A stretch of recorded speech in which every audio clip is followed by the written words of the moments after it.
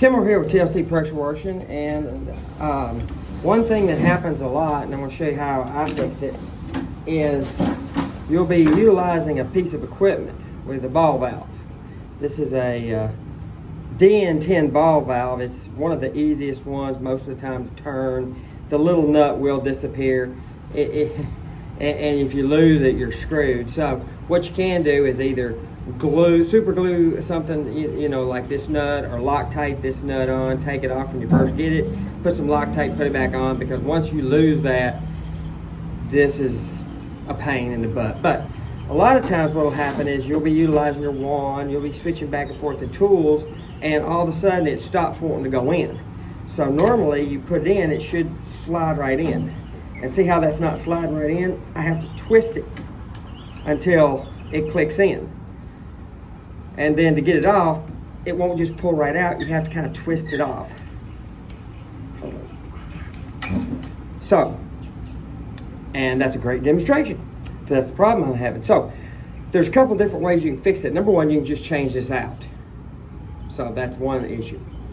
The reason why this does this is not a soft metal, but it is metal, and it is not like super hard. So over time, every time you close off and you open up something on a tool, you'll hear that bam, that slamming, almost like a water heater when you got air in the line and you have that slam. Well, what it is this is slamming back here, and the quick connect is popping back just ever so slightly. And what it does is it creates a mushroom. You see that mushroom right there? It's not quite, and there's a little lip right there.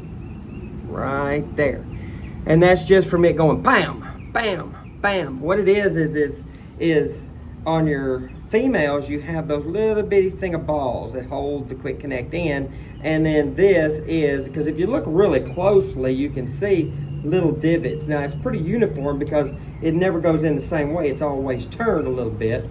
But you can see the little places where it slams and hits those balls, those locking balls. So what we're going to do for this, and I always keep it in the van, or I usually keep it in the van, is I carry some sandpaper.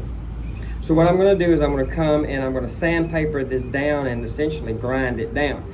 Now I could always go in with something like a really strong grinder and cut it way down, but a good high grit, or not a high grit, but a low grit sandpaper, 60 or an 80, will chew that little lip up and make it smooth, and then that way it'll go boom, boom, boom, boom, boom. It'll go in really easily. It is a temporary fix, because when they start to get like this, you're gonna have to change this out eventually, the male end eventually, but this gives you several more weeks of work before it starts mushrooming out again. It gets to be a pain. You're like, well, screw it, just put a new one on. Now these are stainless steel, so they're a little bit more expensive than, say, brass. Brass will do this a lot faster because it's softer metal. So you definitely want to try to keep this a little bit longer than a brass one. A brass one, $5, change it out and go about your business. But stainless steel, this could be 15, 20 bucks. 15, 20 bucks, you want to last a lot longer. Sand it down, boom. So now when the other side goes out, there's not much repair on a female side. You know, if those balls come out, or the locking ring on the inside breaks, it's pretty much, you gotta change it. Not a lot of repair on this. Not worth it in time and energy. But this can be repaired with a simple sanding, and it'll last for several more weeks, get a lot, and then I'll change it out. But anyway, that's the reason why this mushrooms out and causes it to not want to come in and out of a tool, whether it's surface cleaner or a wand or whatever tool you're using, and that's how you can repair it. So we're going to do a quick sanding and get that thing going in, popping in really easily. So join me. And we're back at our garage. We got us some sandpaper, lots of different types of sandpaper. I got me it says 120. This feels stronger than 120, but if you look really closely, see how that's mushroomed out? So essentially, all I have to do is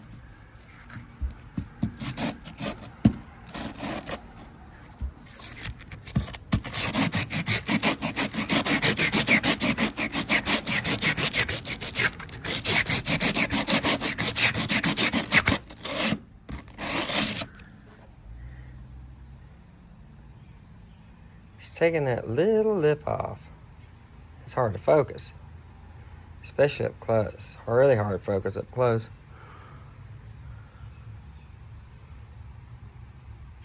But I will continue to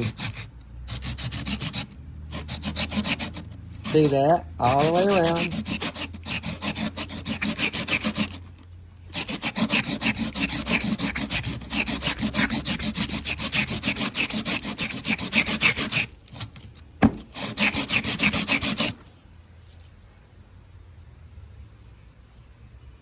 That's quite a bit less. A little bit more on this side.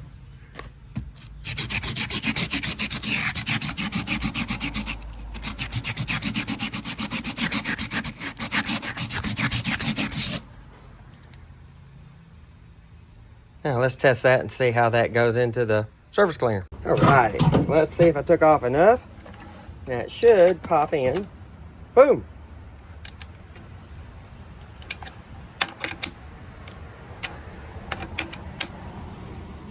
It's still a little tight